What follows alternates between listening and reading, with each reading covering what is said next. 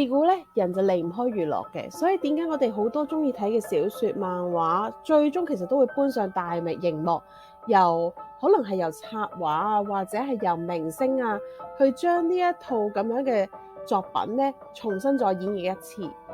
咁其實娛樂圈咧就集中於有錢人啦、權力啦，同埋係集體，即係我哋大眾嘅人嘅目光所在。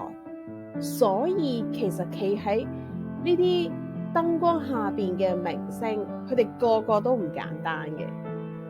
咁咧就經過許可，同埋咧因為有啲背後嘅緣故，咁咧就而家可以講下，究竟有邊啲明星其實喺正神眼中，佢哋係非常之 well done 咧？大家可能會奇怪，咦，咁唔係會侵犯私隱嘅咩？係啊。咁點解可以講咧？就係因為佢哋肉體唔知啊嘛。咁但係佢哋其實喺靈魂界度，基本上無論正神同邪神嗰邊啲比較高層嘅人員都知道啊嘛。咁所以佢哋已經係香寡寡噶啦。無論佢哋願唔願意，佢哋都喺呢個鋪裏面。咁香寡寡係代表咩？可口啦，可口就會引來啲咩啊？大家自己諗啊！大家可能覺得奇怪，咦？咁應該唔係得明星先會有香寡寡嘅存在，咁當然唔係啦。政界、商界，就算普通人都有香寡寡嘅存在，只不過講完冇粉絲會心痛嘛，你明唔明？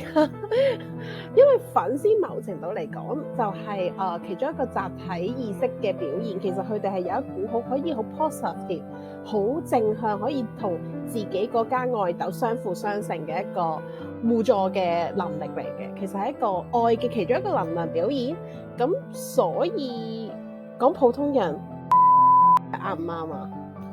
咁梗係講你哋 care 嘅嘢先會更加展現到噶嘛。咁因為其實某程度嚟講，喺佢睇娛樂圈嘅風向，或者睇嗰個大眾對某一批人士嘅風向同走勢，其實可以睇得出佢哋嘅狀態係向 positive 定係 negative 行緊咯。咁呢個都係一個唔需要感應，但係其實只要用人嘅腦去分析都可以睇到嘅一種靈性嘅發展咯。咁大家咧就可能覺得奇怪啦，點解會睇到要留意到個顯性咧？就因為其實正邪係對立噶嘛。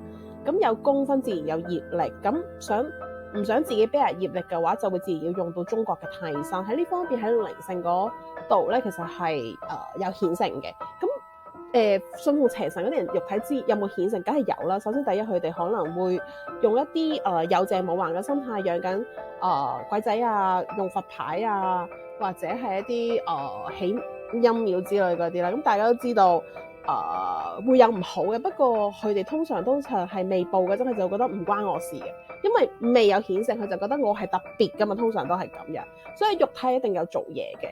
咁你話咁正嗰方面咧，係咪一定係有信奉正神咧？就唔一定嘅。畢竟如果唔係，都唔會打住神愛世人呢個招牌啦，係咪先？其實即係你心中有正道，你行事其實係企一隻行一隻。咁另外一啲嘢就係關於佢肉體未必知，但係佢正神嗰邊會知嘅狀況。咁所以先會有分，即係有咁嘅表咯。咁喺公佈之前咧，其實稍稍要同大家講咧，究竟咧仙家同埋帶有仙家之人嘅話咧，其實似咩咧？因為我就咁樣講，大家可能冇咩概念。咁因為講靈感，成日都其實係靈魂見到嘅嘢就係靈感噶嘛。咁所以其實係有作品咧，係將呢一套仙家同埋帶有仙家嘅人嗰個互動關係比較接近啲咧，就係講出嚟嘅。咁呢一套就係好有名嘅 Fate 啦。擁有仙家人咧，其實似 Fate 裏邊嘅御主，即係 Master。咁係咪所有人有做 Master 嘅潛質咧？其實唔係嘅。第一個咧就係睇你前世其實係咪有做過好有名嘅歷史人物啦。咁如果你係好有名嘅歷史人物，咁你就有機會某一世咧就可以係某程度嚟講係榮登仙家啦。咁一係咧就係你同嗰啲成為咗仙家嘅歷史人物，其實係有好深嘅緣分。咁好深嘅緣分係咩緣分？唔使我講啦，係咪先？係啦。咁所以成為 master 嘅潛質咧，其實係有一定嘅限制，同埋係同累世同跟修緣有關係咯。咁仙家咧其實就似英靈啦，咁佢哋通常係來源就係似設定裏邊嘅正統英靈啦同埋守護者嘅。咁一般嚟講，佢哋嘅職階就係劍士、工兵、騎兵、盾兵同埋槍兵。咁究竟係咪同裏邊遊戲嘅設定一樣咧？其實就我冇細究嘅，係啦。咁但係整體上咧，御主同埋從者呢一個 concept 咧，佢哋同現實中仙家同仙家持有者嘅概念咧，其實係還原程度高達70%嘅。咁有邊啲似，有邊啲唔似，我就唔細講啦。咁只能夠講咧，點解會有仙家係一定有先要條件咯？唔係個個都有，係有原因嘅。咁介紹咗點樣睇啦，接落嚟先係重頭戲。